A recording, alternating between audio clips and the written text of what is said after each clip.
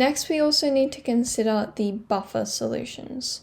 So buffer solutions are solutions that are capable of resisting a change in pH when there's an addition of a small amount of acid or base. So it means that they are able to neutralize small amounts of these added acids or bases to keep the pH of the solution relatively stable. And so these typically occur in our day-to-day life, in environmental type conditions, in our bodies, in the environment. They're happening all around us. And essentially these have a working pH range and a capacity which will dictate how much of the acid or base can be neutralized before the buffer is no longer considered to be effective, and the pH would then change. So buffers are really important for reactions or processes that require specific and stable pHs to work and pH ranges. So for example, in your blood, you don't want your blood to become too acidic or too basic, because then you might get acidosis or alkalosis. So you want to stay in a fairly stable pH range in your blood.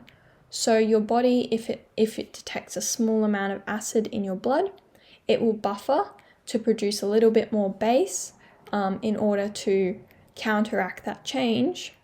Whereas if it detects a little bit of acid in your blood, then it will buffer in order to counteract that change and make your blood a little bit more alkaline.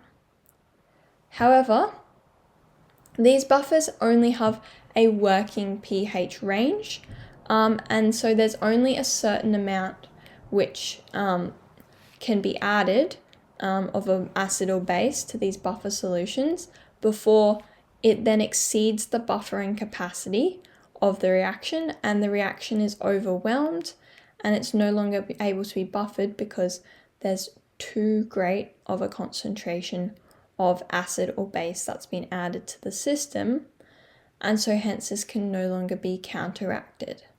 So in the example of your blood, if you were to have an extreme amount of acid added to your blood, your body would try to counteract the change, but if it couldn't counteract the change, you would then end up with an acidosis. Conversely, if you had a small amount of alkaline added to your blood, your body would be able to buffer it.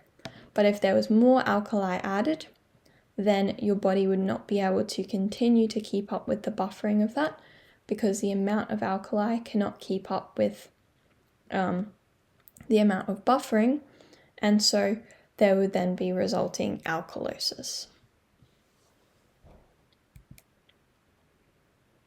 So each buffer is going to be made up of two components. And so that's going to be either a weak acid and its conjugate base, or a weak base and its conjugate acid.